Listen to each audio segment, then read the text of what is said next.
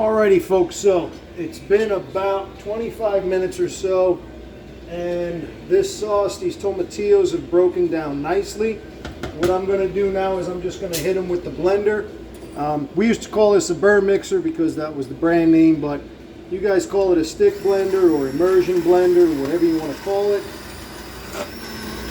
And we're just going to work this until it's nice and smooth, everything broken down in it. And once we're done with this, I'll be back because we're going to get started on actually doing the pork part of this. So I'll be back in a minute or two, folks, okay?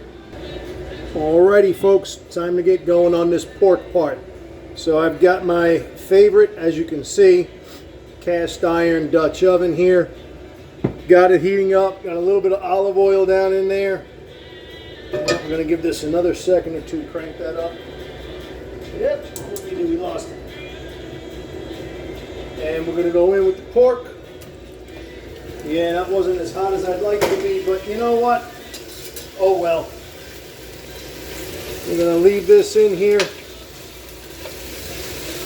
And we're not going to mess with it. We really want to get it to sear off, so miscalculated that one. Alright folks, we're going to leave this for a couple of minutes and I'll be back, okay? Alrighty folks. So we're just going to try and get this turned a little bit here. Get a little bit of browning, even considering I had that little boo-boo. Miscalculated on the heat. It's no big deal.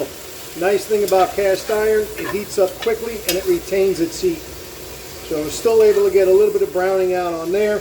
We're going to let this go a little while longer, and then we'll hit it with the sauce and we'll take it from there. So we're going to give this another 4 or 5 minutes. And I'll be back, alright folks?